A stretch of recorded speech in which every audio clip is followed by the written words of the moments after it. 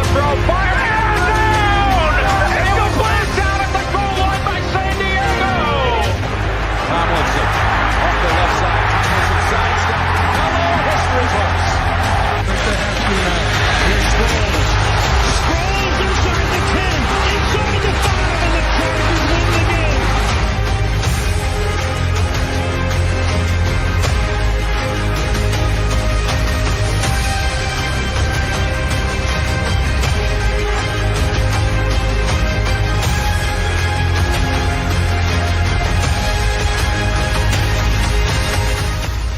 Charger fans are witnesses to history.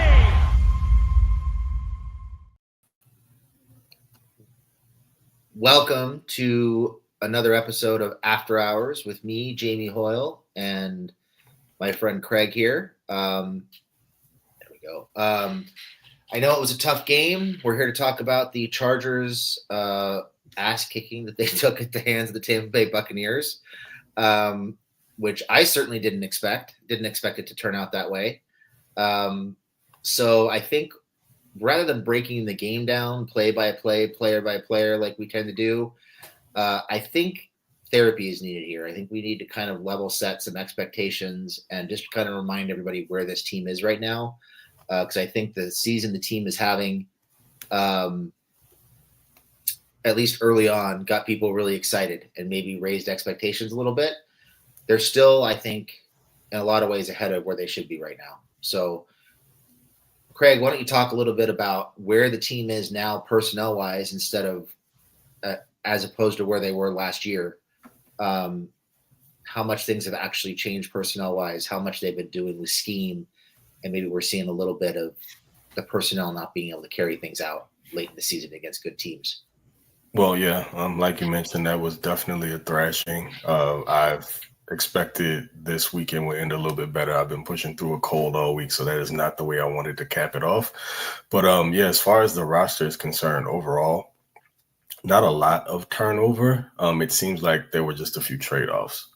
Last year they couldn't get the running game going. It wasn't a predominant run team. That wasn't really their identity or the one they were shooting for. This year was supposed to be a difference in that regard. It started off that way, but even just when you're talking about the guys up front, you're still talking about essentially the same offensive line. So no real differences with the exception of going ahead and putting Joe Alt out there at right tackle, which has been a revelation. He's definitely been a tremendous player, bookending on the opposite side of the offensive line. So you've got that squared away, but the interior of the offensive line has still been a problem. It was last year. It was this season. You got Bradley Bozeman in the middle.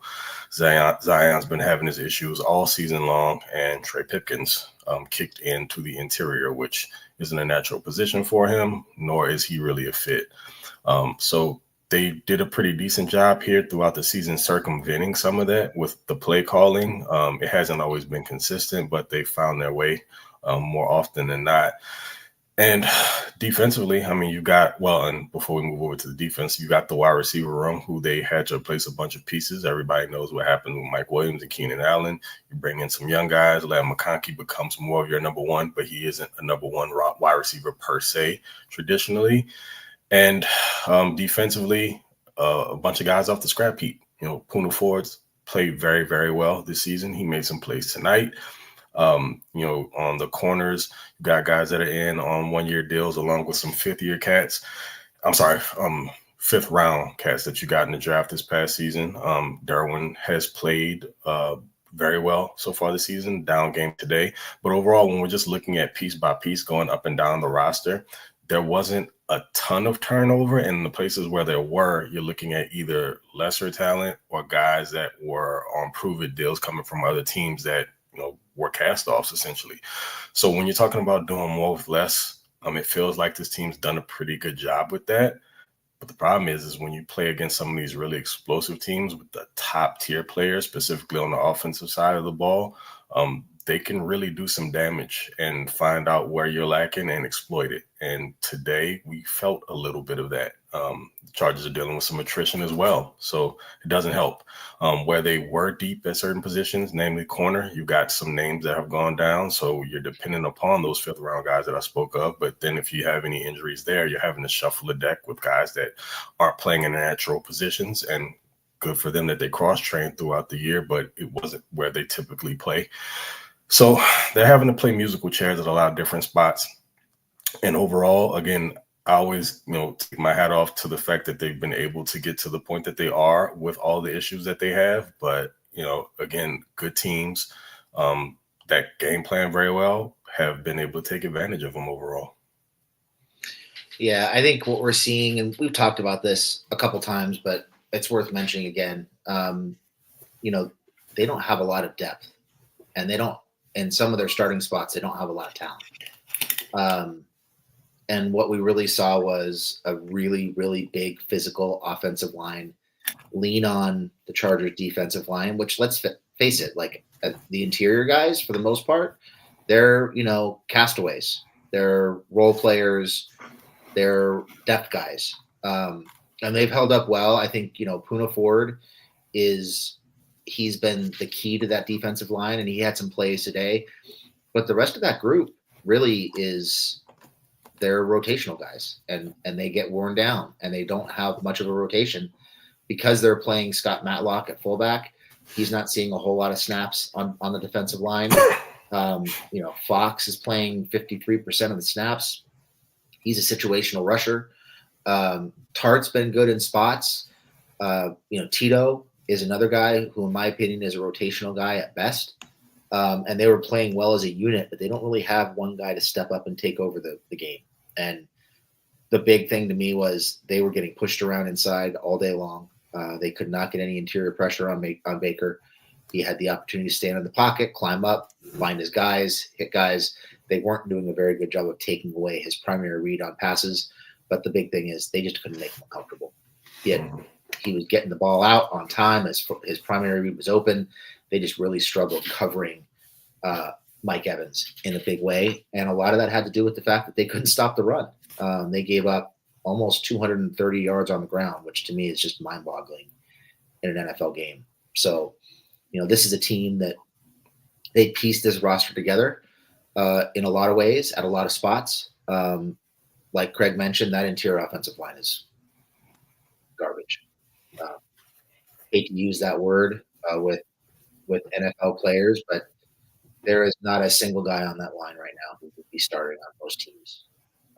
Maybe another team has Zion out there believing that they can, fix him. But other than that, Bozeman is a backup at best.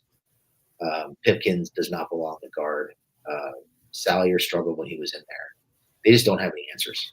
They can, and that interior defensive line, I texted Greg during the week when I was watching film, Jesus Christ, these guys are so disruptive, and they have such a deep rotation of guys that they can bring in and give you different looks. They're just so difficult. It was just a bad matchup inside, and it was the one matchup that really concerned me going into the game. I thought they'd be able to cover Mike Evans better. Turned out that was not the case. But this is a team. They've got 8 wins. They still got an excellent shot at a minimum of 10 wins this season. That Denver game next week is scaring me a little bit. It was starting to scare me a couple weeks ago, and now it's really scaring me with the way the Chargers are playing. Herbert's hurt. He can't move. And it just seems like the game plan gets pared way down when they can't move, and they're just not as creative. And it's just really it's worrisome going on a short rest when you've got battered by the Bucs the way they did today. It's a little scary. Yeah, we talked about this last week when we were in discussions about how we felt like the remainder of the season would play out, and we both mentioned that we felt like this was a game we would have, but the one that we were really concerned about was the Bucs game. Well, after Herbert, got banged up last week, and we saw what he looked like throughout the week, I became a bit more concerned about today, only because really I was thinking if he's going to be able to make it through this game. and then having to play on a short week. So then it became an issue of whether or not Herbert would be able to be effective, because if he wasn't, that didn't make this a layup situation. And we saw it earlier in the game. He seemed to be managing it pretty well. He even on the first touchdown he threw, got it on the run and looked like he wasn't necessarily laboring. I mean, you could tell he wasn't 100%, but he still held up pretty well. And then as the game went on, you see the interior of the offensive line breaking down, Herbert taking shots. And I've been saying this for weeks, I don't really understand the lack of commitment to the run game. Just because early on it's not necessarily successful doesn't mean you should give up on it, especially when the game is relatively close. But when it really doesn't make sense to me is when you have a quarterback that's hampered and can't move, and then the weakness of your offensive line is the interior. So that means he's going to have to move off of his spot consistently.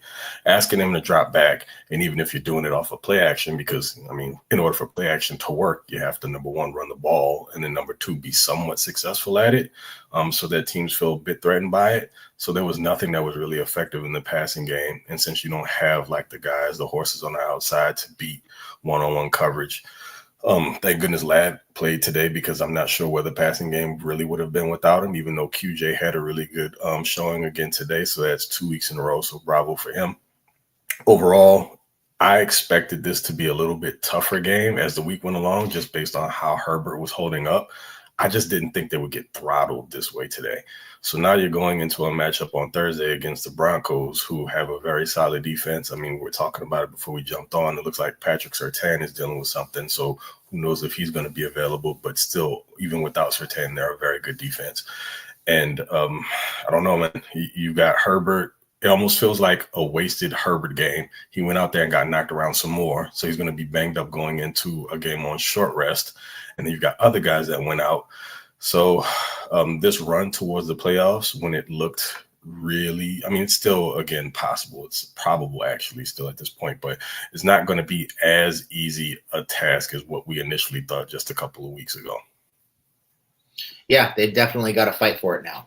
We're going to see how mentally tough they are. We're going to see how good this coaching staff is and what kind of adjustments they can make. And I think, as bad as this game was, and it was bad, there's no sugarcoating it. It was, just go ahead and say it, it was a dog shit game. They didn't really do very much well for the majority of the game.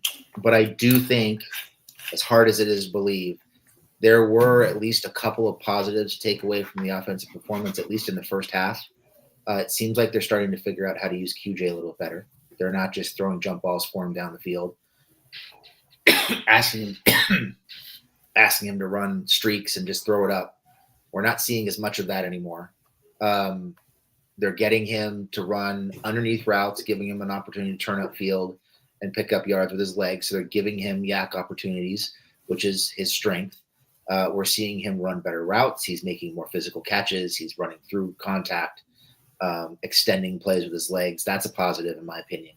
And the big one for me is the way they were using Stone Smart early in the game. I think some of that was hindered by the fact that they just couldn't block up front in the second half. But you start to see those deep overs, those deep crossers, the seam routes out of play action and heavy sets. It's starting to work. And those things are trademarks of the Roman offense, and they haven't had the weapons to do that this season really at all.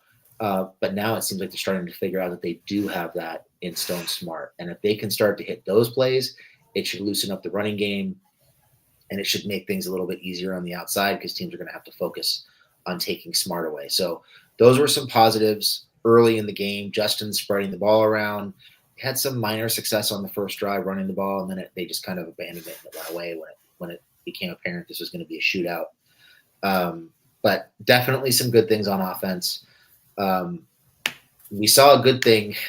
It's one of those, like, why can't we have nice things situations. We saw a good thing. They finally realized Jasir Taylor doesn't belong on the field. They took him out, and they put their best corners on the field in their dime package. And they were starting to have some success on defense with Hart out there. And then, of course, Hart gets hurt almost immediately, and Jasir Taylor's back on the field, and now the coverage is a mess again. Is that not strange, though? Like, it seems like every time they find a way to work him off of the field, there's an injury that brings him almost immediately back. Yeah.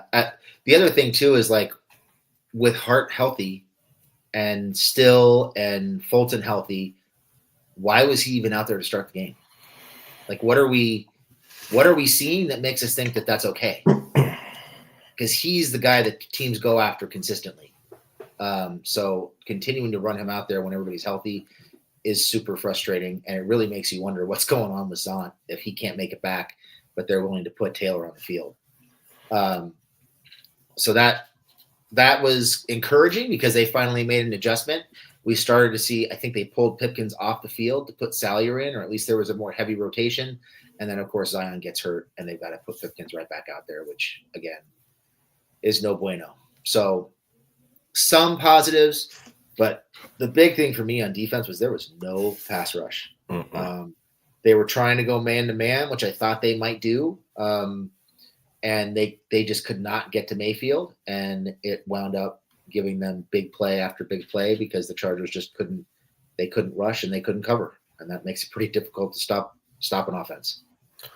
Yeah, you can see, like, I mean, I know it sounds cliche because it's the case with most quarterbacks, but especially with Baker, if you can rattle him just a little bit, make him feel the pressure, he'll give you a ball or two. Like you could see on the pick that he threw, that Tarheeb was able to jump in front of. He sat there, he patted the ball, he waited a second, hesitated, and then threw it late and over the middle. So Tarheeb was able to jump it. But if you give him an opportunity to just sit in the pocket and relax and just, go through his reads, he's going to be able to dice you up. Baker Mayfield isn't a terrible quarterback by any means. He's just one that isn't ideal under pressure. If you can force him to feel it a little bit, he'll give you a few passes and you'll be able to take advantage of some turnovers or at least get the offense back the ball, whether or not you score over it. After that, that's, a different story. But overall, just the lack of consistency in the pass rush was alarming, especially after we saw what the Chargers were able to do to the Chiefs just a week ago. Now, granted, the Chiefs' offensive line is horrible when we're talking about from the tackle standpoint. And so maybe the Bucs weren't quite as bad there, but still they weren't able to manufacture pressure even from a scheming perspective, which means you weren't winning your one-on-ones. And then defensively, you weren't able to put pressure on Baker on that offense just, again, by the proper play calling and alignment. So just overall, defense was not playing up to snuff today. They did, make some plays here and there. They were able to get after Baker a few times, but not consistently enough to where it made a real difference overall. And then in the second half, once the Bucs got rolling with the running game and they were just literally blowing the Chargers off of the ball, it was pretty much good night at that point. You could see just the instant surge off of the snap of the ball, guys going back 2 and 3 yards, Bucky Irving getting upfield before being touched 3 and 4 yards up to the second level. And that's what the Bucs wanted to do. That's what they've been doing for the last few weeks, is establishing the running game. And they did it again today. Now, in the first half, I felt a little bit more confident in it because it seemed like they were going to give the ball more so to Baker and allow him to go to work. But, they came out in the second half with a different mindset and decided that they were going to give the Chargers some of their own medicine, or at least what the Chargers feel like they want to be in the league. And it's more of a run-dominant team and bringing it to you on the offensive side of the ball and making it a difficult task to stop them in the running game, then opening up the passing game. But I don't know. I mean, there are positives, like you mentioned, QJ. I'll say this, and I'm sure we'll talk about Greg Roman here in a little bit. It feels to me like it should not have taken this long to understand what the kid does really well. He's really gifted after the catch. You saw that all day today. As a wide receiver, what you're taught most times is when you catch a ball, specifically if it's near the numbers or to the outside of the perimeter, you catch it and you get outside. And corners understand that. So they typically defend to the outside. And you saw today that QJ did the opposite. He would catch the ball and he would automatically turn to the inside. He would fly in open space. It's how he scored on the first touchdown. But then there were a few passes that he caught on hitch routes where instead of getting up outside, he turned and pivoted back to the inside, and he found some open space and he was able to make plays. So just like you mentioned, crossers, hitches, just short. I wish they were using more in the screen game. Screens are still a problem in general. They don't use those enough. But yeah, definitely did an awesome job. Lad looked pretty spry coming back off of his injuries. And I mean, I don't know. The running game is pretty much in the toilet. It also goes to show you how important J.K. Dobbins was to this offense and the fact that he was making a lot of that happen on his lonesome, because right now, neither of the backs that they have in there are able to get much done unless the blocking is basically perfect. And with that interior offensive line, it's not really a thing.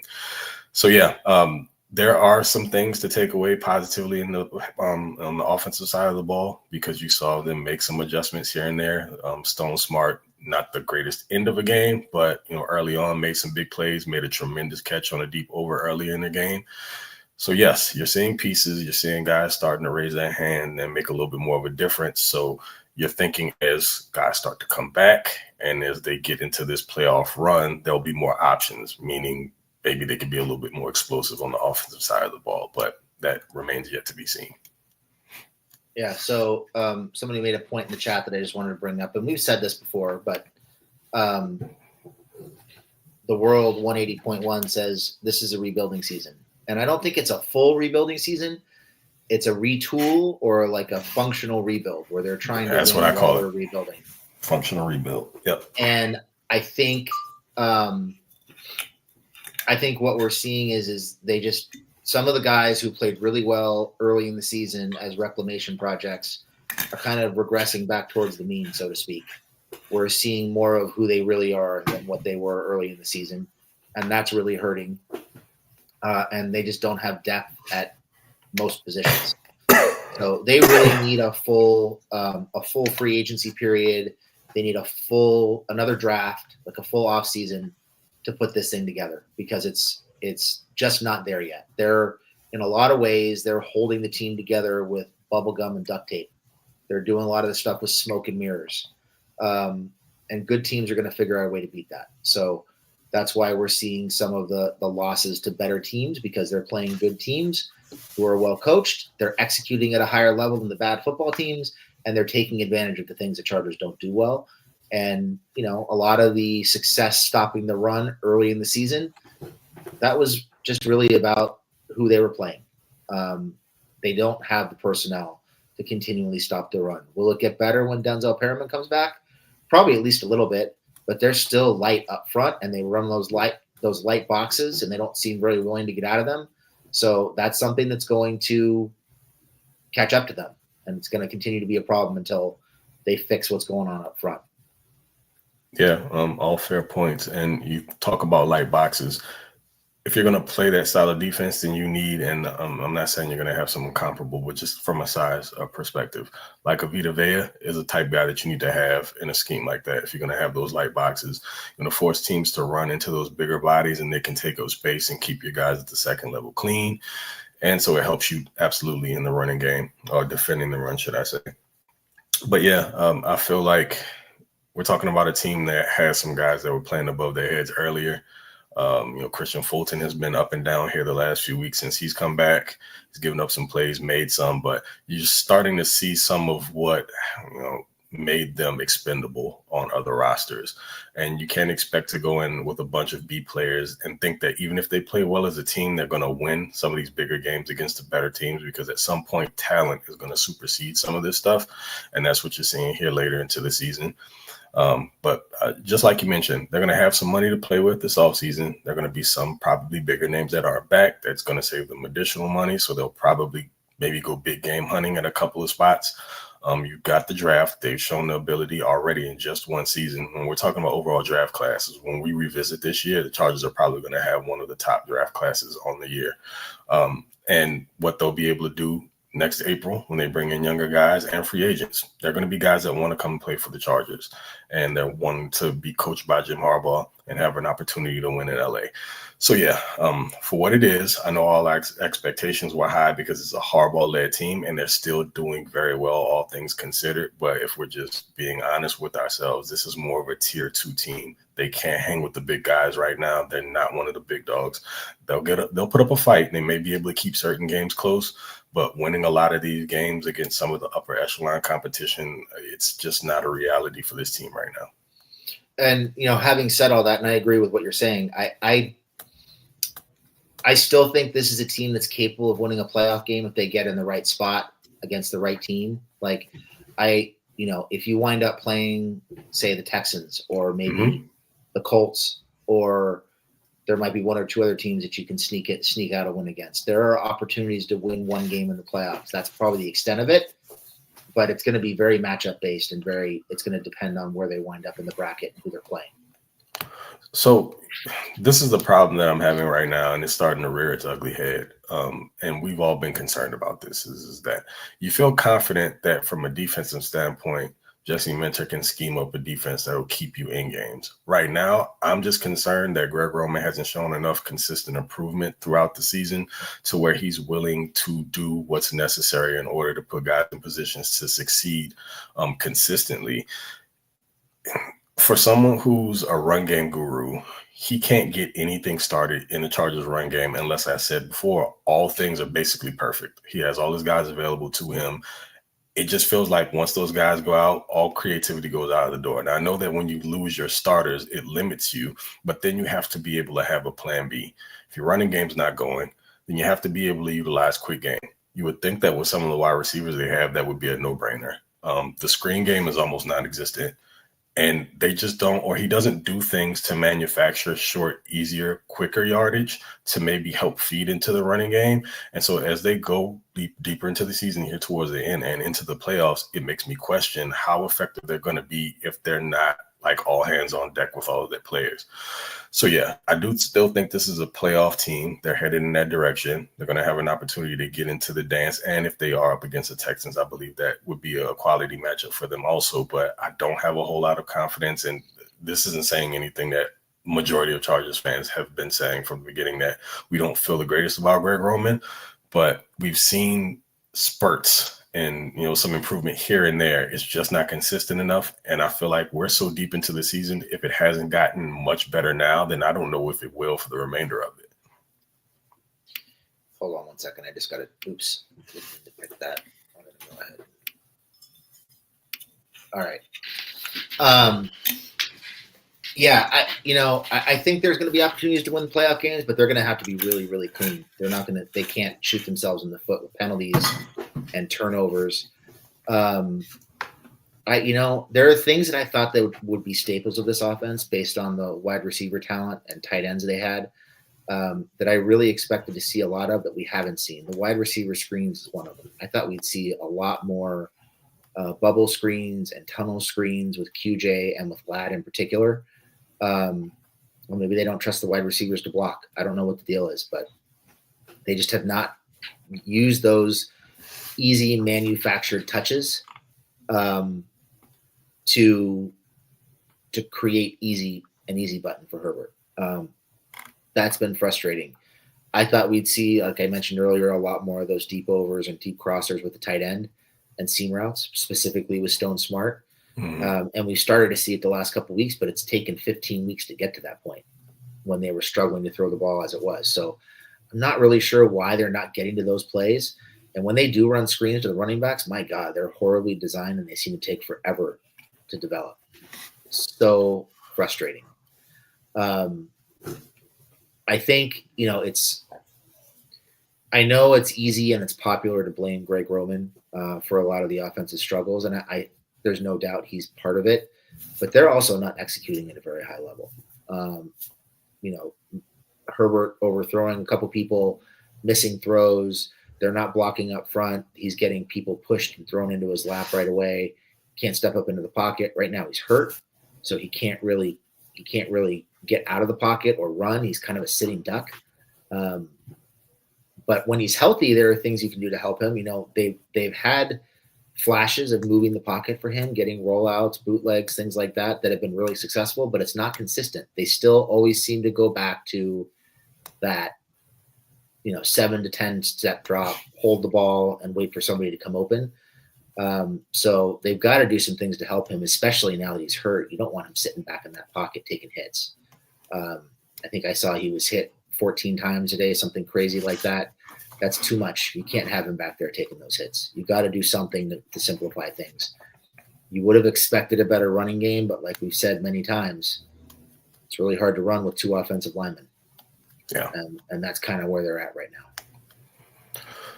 It is very discouraging to think that the end all be all ends up being number 10, even when he's on a bum leg. And that should not be your game plan coming in unless you have some hellacious plan to protect him. If we're talking about like, you don't have the wide receiving core to go max protect and just expect like a couple of wide receivers to go out there and beat secondary. You don't have that, but there are other ways to manufacture those touches. Like we keep mentioning, the screen game is for one. No, I'm not fully blaming this on Greg Roman. Justin Herbert is culpable amongst other players as well, because there have been key moments where he's missed some throws. Like there was one that he missed on the third down pass. I can't remember what quarter that was. I think it was third down on the first drive of the second half to Stone Smart. He just missed him, overthrew him there. Play was set up well. So yeah, it's not all on Greg Roman. It's just that unfortunately, when you have an offense outscore you 17-0, and it seems to be a common theme here going in the second half, specifically these third quarters, where you can't manufacture any offense and you come away with just goose eggs week after week after week, and it's such a struggle to put up points, then yes, execution is huge. You can dial up the perfect play, and if one or two guys don't handle their assignments, it can blow it all up. But there has to be some responsibility taken as a play caller when you have guys that are out. That you're limited on an offensive from an offensive perspective, because your quarterback is dealing with multiple injuries. You got your top back out. You have to find a way to get the ball into your playmakers' hands, and sometimes that's not going to come on big plays. Oftentimes you're just going to have to do some dinking and dunking, and maybe you'll be able to bust a couple of big plays with those guys because of their natural ability. So yeah, QJ, Ladd, guys like that, you want to be able to get the ball in their hands quickly to let them do their thing. But ultimately, you're going to have to take some pressure off of Herbert while he's hindered the way that he is right now. Again, I was scared to death that he was going to get hurt tonight and not even be able to make it into Thursday night game. Thankfully, that didn't happen, but he took way too many shots, like you mentioned. The Bucs got to him pretty often, and that is going to be on your offensive coordinator, because as far as dialing up these protections and the play calling, that's his job. Guys have to execute, but you can't continuously put your quarterback in the situations where you're asking him to drop back on 5 to 7 step drops consistently. It's just not realistic. Yeah, I really thought, even though I didn't have a lot of faith in the interior offensive line going into the season, I really thought they would coach these guys up and put them into a better position to succeed. Yeah. And they just have not been able to teach and develop the run game, I think, the way they wanted to. And a lot of that is personnel, and I think that's probably why they get away from the run so quickly in games, is because they just don't feel like they have the personnel up front to move people off the ball and run the ball consistently, especially when you have a guy like Gus getting the majority of the carries, and he's not able to make those cutback runs or outrace people to the edge or make people miss. You're just seeing the line get pushed back into the backfield. He's stopping his feet, and when he stops his feet, he starts shuffling. He's done. Like there's nowhere to go. Wow, this is crazy. Payway says, just saw a tweet where Greg Roman has been held scoreless in 13 of our third quarters, or 11 of our third quarters this season. Yeah, I knew it was bad. I didn't realize it was to that extent. I did know there were multiple, but yikes. And again, there just seems to be some sort of disconnect with the play calling. I know that in these first few drives early in the game, they seem to be able to get it rolling early, specifically here recently. So it means that he has a call sheet where he's dialed up some scripted plays and they're able to execute. Maybe, the players are really honed in on those and they go out and they make it happen. The problem is that once they get beyond those, something goes awry. They're not really doing a good job at building off plays that work early on. For instance, I'm not an offensive coordinator. I don't play one on TV. But here's the thing. QJ was having a lot of success on those hitch routes, right? So I would think that at some point, now granted, protection does have to hold up here, but it doesn't take a lot of time to get this off. You can run a hitch and go here and there, and that'll allow QJ to be able to create some separation down the field, which isn't really his thing. But if you've been successful on a bunch of these 5 7 yard hitch routes, eventually a defensive back is going to jump on that. And if you can pump and go, you'll probably be able to get him downfield wide open without having to ask him to make a contested catch. And then he can use his legs after the catch to maybe create. I don't see a ton of that. It's just certain things that are really concerning me again about Greg Roman is his like progressive play calling. Like things don't incrementally grow throughout the game. They just either work early and they're able to repeat it, but he doesn't necessarily do a really good job at building off of successful plays. So to me, that speaks to his limitations as a play caller, and that's what I'm ultimately concerned about. Yeah, he doesn't do a good job of that, like, how do you put it?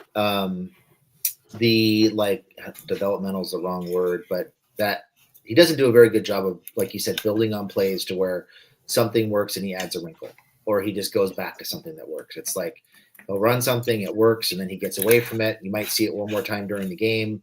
Whereas, early in Herbert's career with Shane Steichen, they'd run something, it would work, they'd add a wrinkle. That would work. They'd add another wrinkle. And then pretty soon you've got a shot play off of play action. And they're not getting that right now. And they're falling into tendencies. Everybody knows if Herbert says kill, they're going to run the ball. But now, they're having a lot of success, or at least they feel like they're having a lot of success running the ball left. Mm-hmm. And if you have Fisk and Matlock on the field at the same time, they're almost always motioning Matlock to the left, and they're trying to run behind Fisk and Matlock on the left side. It's like I'd have to go back and watch the last 2 games, but my guess is the last 3 or 4 games, it's probably like an 80% run probability when you see Matlock motion left with Fisk split offset in the backfield. It's like it's about as close as a guarantee as you can get in the NFL. We did see a couple wrinkles with play action on that last week, and I think they might have done it once this week, but more often than not, they're running out of that formation, and it's just it's become so predictable. Where they're really shooting themselves in the foot. And I mean, you talked about it, like you even did it on your breakdown this week when we're talking about third down conversions. 0 for 6. 0 for on third downs today. Inexcusable. I mean, at this point, I'm not exactly certain what can be done here, because as a play caller, those are your money downs. And as a team that's lacking offensive firepower and, inept in your interior offensive line, understand that it limits you specifically on, say, 3rd and long, because maybe you don't have time to allow plays to develop downfield for your receivers because of that interior offensive line.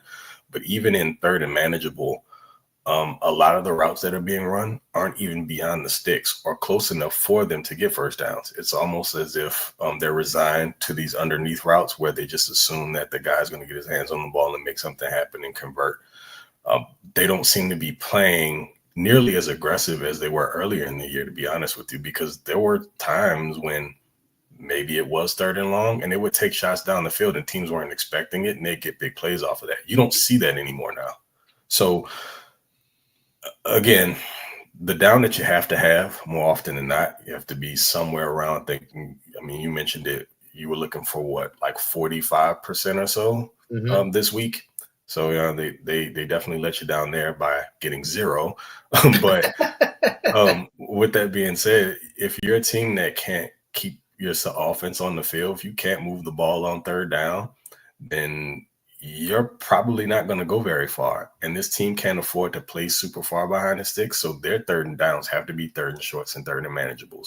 When you start talking about 3rd and 6, 7 plus, well, 6 is still manageable. Let's say like 3rd and 8 or so plus. They're not equipped to consistently make those, but often they're finding themselves in those situations and they're paying the price. But not getting a single 3rd down conversion today is disgusting. Yeah. So, what Craig is referring to, for those of you that didn't watch it, was on my walkthrough yesterday when I went live. I had my Inside the Numbers segment, and I talked about some of the predictors for a good playoff level offense. And 2 things that I specifically mentioned were time of possession and 3rd down.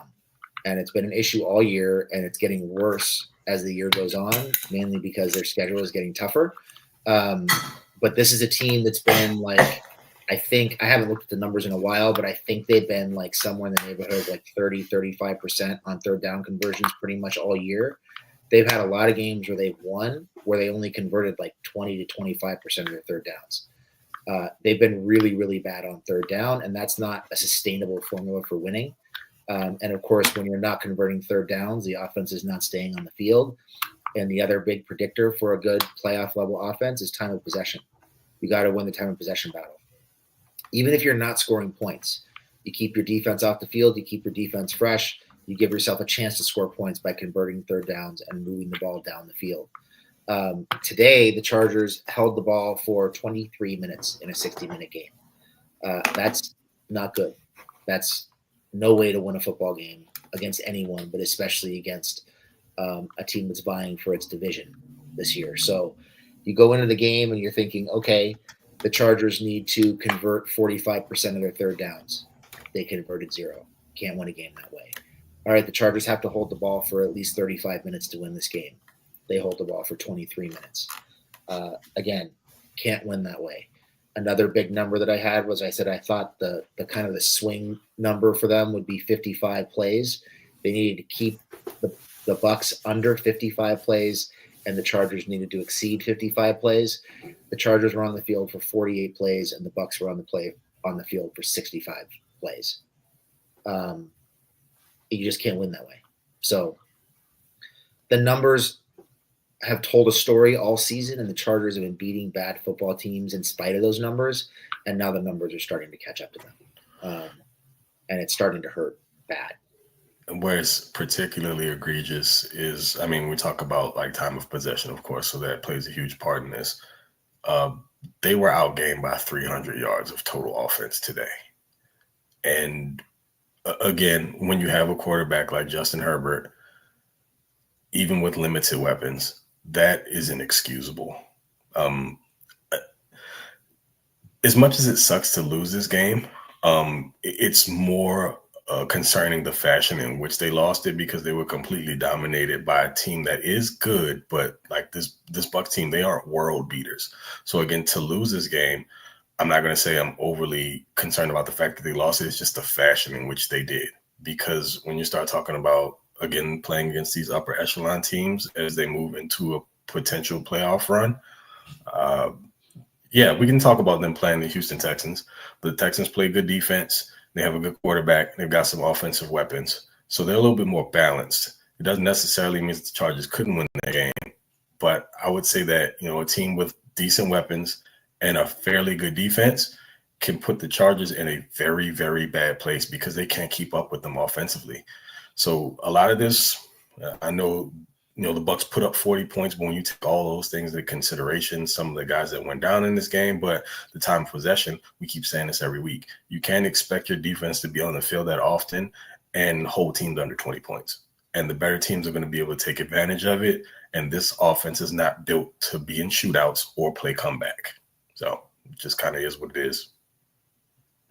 Yeah, I think this is one of the most telling factors.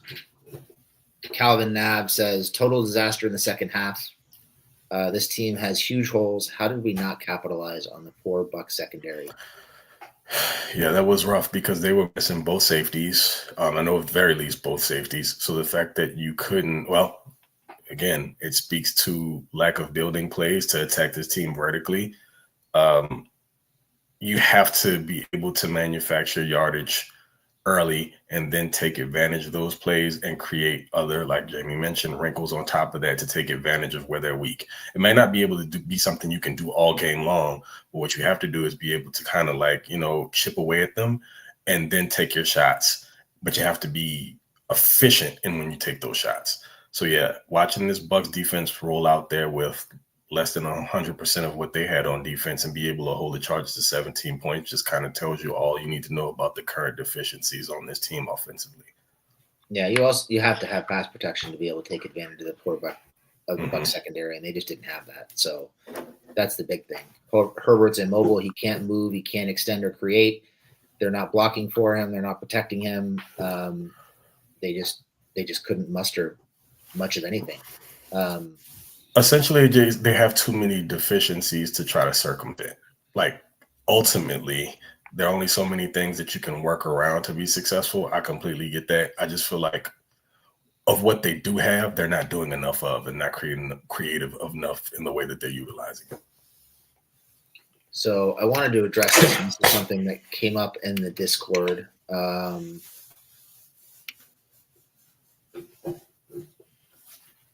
I have no idea how to pronounce your name. I'm not even going to try. I'm just going to say Bruin. Play it safe. Bruin says it all went downhill when Harbaugh decided to punt in the first half and gain 20 yards. Gone too far anti-Staley. So this was a hot topic in the Discord. There were a lot of people who wanted the Chargers to go for it on 4th and 6 from right about the 50-yard line. I think they were like just inside the 45, if I'm not mistaken, before the end of the half. What was your take on that? What did you think they should have gone for it on 4th and 6? Did you think they should have kicked the field goal? Were you okay with the punt? What were your thoughts? Wait, rewind back. We're talking about at what point again? It was their second to last drive before the half, I think. They completed a big pass to Stone Smart. They were at about the 50, and the drive wound up stalling. And I think they were at like the 46 or 44-yard line. Yeah. I mean, if we're talking about a field goal there, that's like a 60-yarder? I don't know if I'm trotting Cameron Dicker. I mean, he's shown that he's had the leg to make kicks in that range. So, yeah, I mean, it's possible. I kind of feel like I wanted them to be a little bit more aggressive there.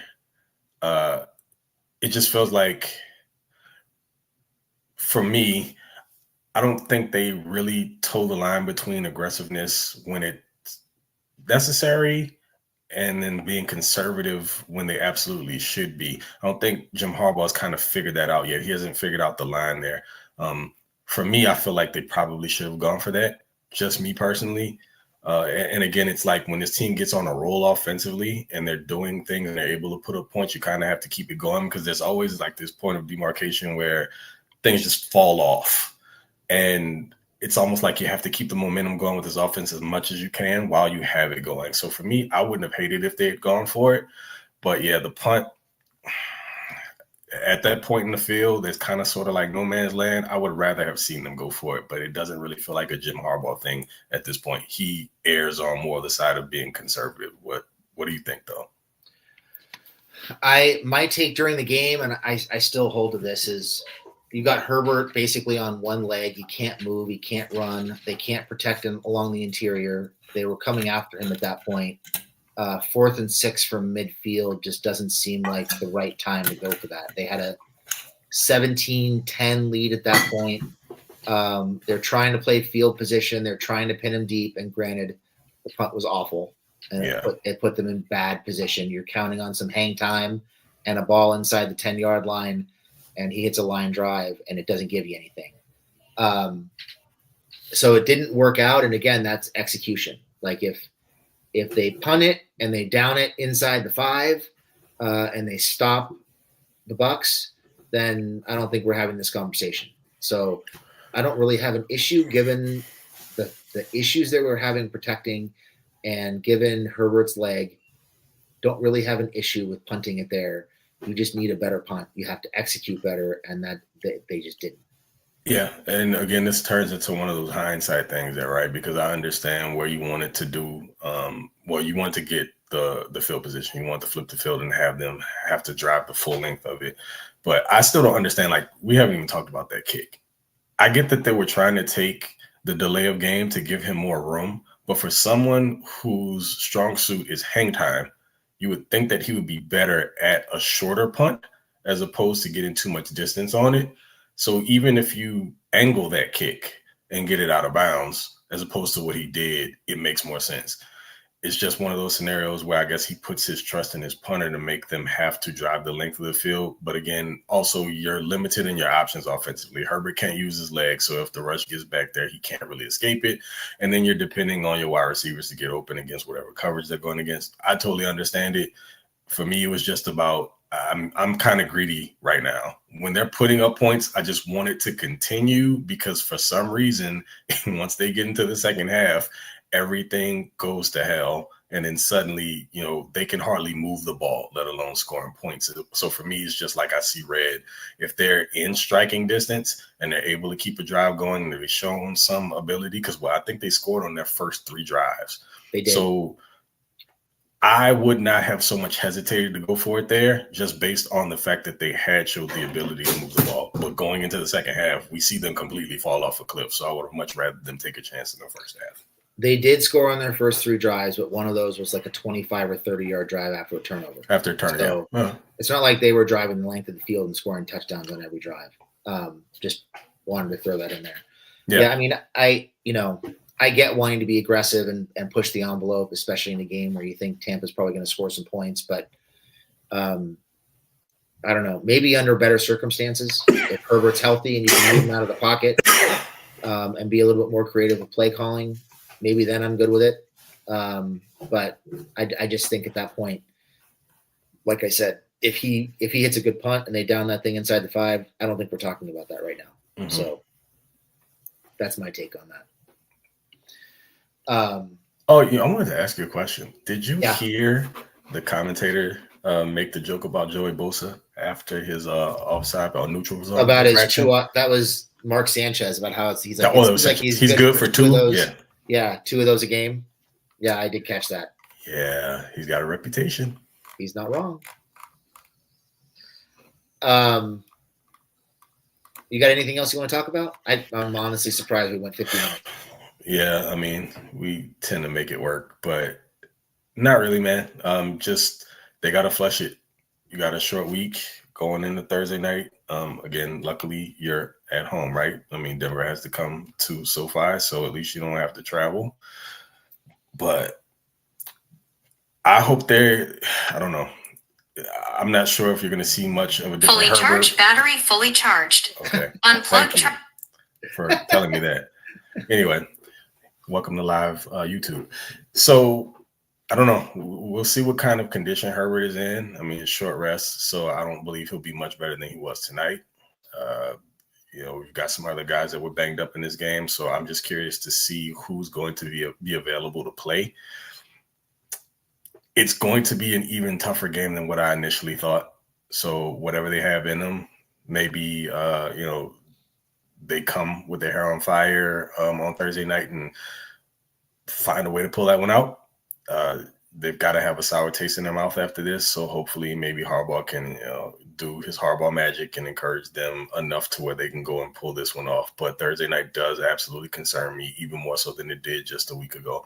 So yeah, that's pretty much it for me. We'll see how things shake out over these next few days, who's actually going to be available, because it might be all hands on deck with a lot of next man up talk.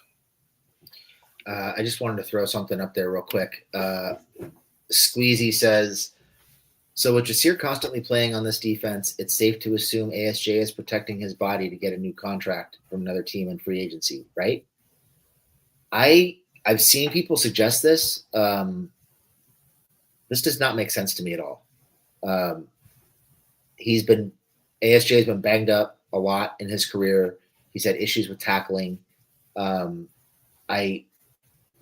He does not have the leverage right now to be able to not put anything on tape this year and expect to get paid in free agency, in my opinion. I just don't think that's it. I feel like there's something else going on, and we've talked about this before, and I don't know. I don't know anything. This is pure speculation, and I freely admit that. But to me, just the way Harbaugh's been tap dancing around what's going on, it feels to me more like there's something else going on. Maybe there's a family issue or a different kind of health issue other than his shoulder. Something going on that's keeping him off the field, because they absolutely need him out there. And I just don't understand it. To me, it doesn't make sense logically to think that a guy at his level who has had some flashes but hasn't been great thinks that he's in a position to sit out an entire season and not put anything on tape heading into free agency. That just doesn't add up to me. Yeah, I agree. There's definitely something a little bit deeper there, because typically whenever something's going on with the player, specifically if it's injury related, Jim will give you a little bit, even if it's just he's working through something. But he doesn't even really he doesn't seem to be using that line now whenever asked about ASJ.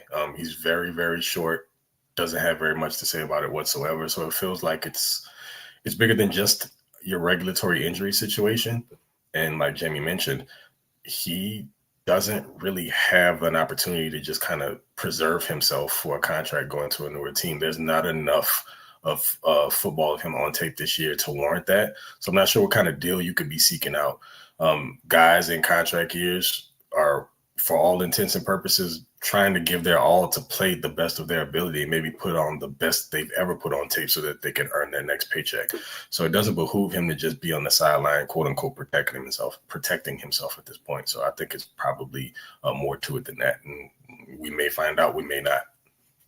Yeah, I just think the guy needs the snaps. He just hasn't been consistent enough really in any phase of the game to think that he could afford to sit out and get paid. It just doesn't make sense to me. And this doesn't really feel like the type of team. Well, you know, it doesn't feel like Jim Harbaugh would allow for that. Like, say, for instance, if he's been given a green light and trainer said he's good to go, and for some reason he just isn't, or he's claiming that he's in pain and he can't play, I don't know if you're seeing him on the sideline every week. I'm not sure that Harbaugh would allow for something like that to go on. It just doesn't feel like a Jim Harbaugh style thing. I don't think that Asante Samuel Jr. is that type of player either from anything that I've seen, like for his shortcomings and the things that he's not great at. He's always been a team guy. So this one's tricky, but I don't think this is one of those diva situations. Calvin Nab says, I'm surprised Pipkins is still out there. He is a complete liability. So he was actually rotating with Salyer at one point in the game, and he was taken off the field, and Salyer was playing over him.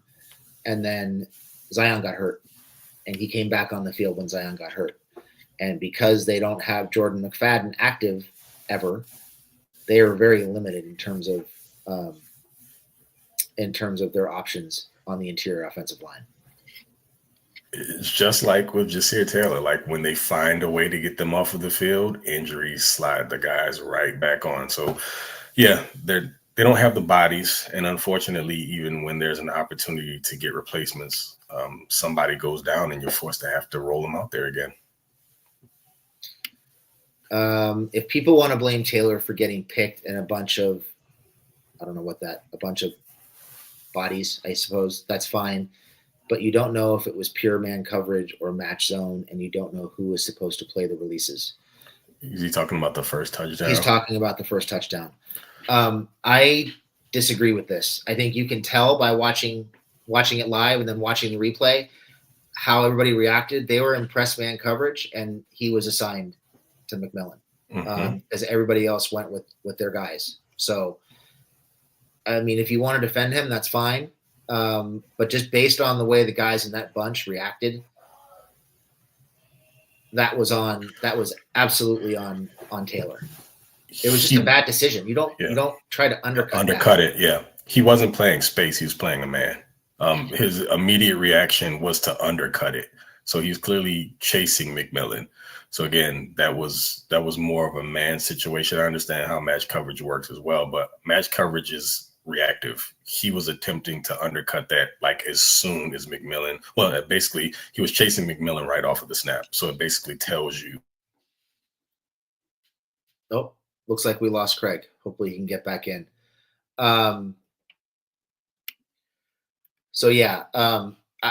That was absolutely man coverage. You could just tell by the way he tried to undercut that bubble, what was going on. In terms of, I see people talking about Fulton. Fulton did not have a good game. I don't think it's unrealistic to say Fulton had a poor game.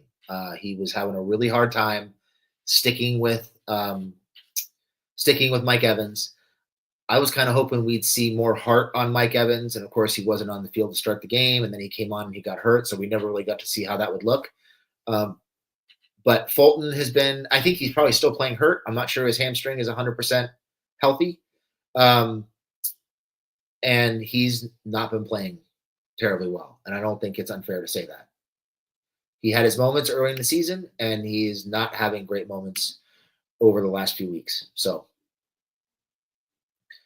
I would say Fulton early in the season looked like he was probably a lock for another contract with the Chargers. And now I'm thinking those opportunities are probably slipping through his hands just based on the way he's been playing. Do we have any questions? Hopefully Craig jumps back in here. Let's see if we can answer 4 or 5 questions, and then we can get out of here. And again, I'm shocked we've been here for an hour. I wasn't sure we'd last 30 minutes after that game, but seems like we always find something to talk about. So fire up some questions in the chat, and I will do my best to answer them. And while we wait for that, I'll just say, once again, just keep in mind where we are. This roster isn't a whole lot different from the 5-win team the Chargers fielded last year. They put in a bunch of reclamation projects, which is something I think they'll probably stick with moving forward on some level. But there are a bunch of reclamation projects out there trying to earn another contract, and I think it's just starting to catch up with them. It's just they're in the midst of a functional rebuild, and it's catching up with them, and it's just the reality. So that's where I think we are. So Lucas Leonard. Oh, we got a few questions here. So we'll start with Eddie. Oops.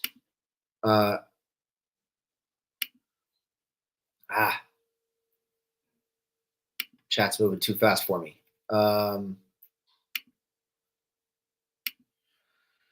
Do you think the Chargers need to double dip on offense again next year? I would say the Chargers they probably need to come out of the draft next year with at least 3 new offensive players. I would say at least 1 offensive lineman and 2 skill players. And it could be more than that. But I think 3 is the bare minimum. I would not necessarily do it in the first 3 rounds because they have other needs as well. But, if you come out of this with a long-term center or a potential long-term center in the first 4 rounds, maybe you come out of it with another pass-catching tight end and another wide receiver in the first 4 rounds, I think you're in pretty good shape. I think they need more athleticism and more playmaking ability at corner. Edge is definitely going to be an issue going next year. The interior of the defensive line it needs help. I think we all can agree on that, even as well as Puna Ford has played. The rest of those guys around him just they're not good enough. It just is what it is. So those are some areas I think they need to address in the draft. But yeah, I would say probably at least 3 new offensive players, 1 of them being an interior lineman and 2 being skill players, is something that's kind of a must heading into the draft, unless they decide to address a couple of those positions in free agency. Are you still confident the Chargers make the playoffs? I think the Chargers are going to win 10 games. I still think they beat the Raiders. And then what's that last game? I know the Raiders are the second to last game. Oh, the Patriots. I think they beat the Raiders and the Patriots, and they win 10 games. I think the playoffs ultimately come down to the Bronco game next week. I think if they lose to the Broncos, they're probably not going to make the playoffs. So they can't afford, in my opinion, and I've been saying this for a couple of weeks, really since the Baltimore game, I really don't think they can afford another loss in the AFC. I think that another AFC loss would be absolutely backbreaking, just for tiebreakers and things like that. So they really need to win these next 3 games. And if they don't find a way to win on Thursday, I think they might be done. Going from 5 wins to 10 wins in the first year of Harbaugh is no small feat with this roster. I think it's something to be excited about because it's something they can definitely build on. But yeah, I think the playoffs come down to next week for them. They've got to beat the Broncos. They can't afford to lose another game in the AFC. Squeezy says, is this Harbaugh's first 2 consecutive losses this season? No, it's not. Just looking at their record, they've had a couple of multi-game losing streaks. Hold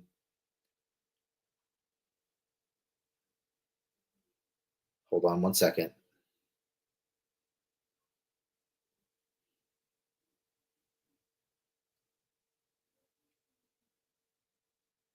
They lost consecutive games to the Steelers and the Chiefs early in the season. And then they lost consecutive games to the Chiefs and the Bucs the last 2 weeks. So, anything significant to take away from it, they're losing to good football teams. They were finding ways to beat bad football teams, and they're losing the teams that are more talented than they are at this point. I think that's the takeaway. So that's kind of where we are right now.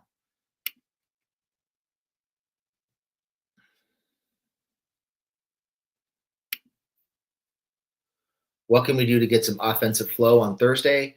They've got to be more balanced. They have to be able to run the ball. I think we need to see more of Stone Smart in the seams and on deep overs. I think that's going to be really important. Continue to get continue to get QJ some crossers underneath, some hitch routes, some comeback routes, things like that, to give him an opportunity to create with his legs after the catch. They just have to stick with the run. They have to. And I think they should be able to run the ball against the Broncos. I think they ran the ball pretty well against the Broncos the last time they played them. And I believe DJ Jones got hurt today. So hopefully they'll have some success running the ball against the Broncos. But those are the big things. And I need to watch some more film on the Broncos, and I'll have a walkthrough for you guys later in the week.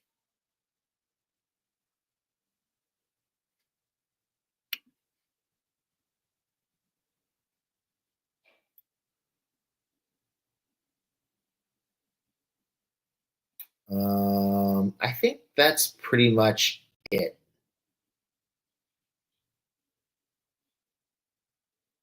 Yeah, I think that's pretty much it. So Craig got booted. Doesn't look like he's going to be able to get back in. We answered a few questions, so I'm going to go ahead and end this. So I want to thank everybody for jumping on. I hope you enjoyed the show. Hopefully we had some productive therapy here after a very disappointing loss. And I hope you guys have a really, really good Sunday, and we will see you next time. So thank you.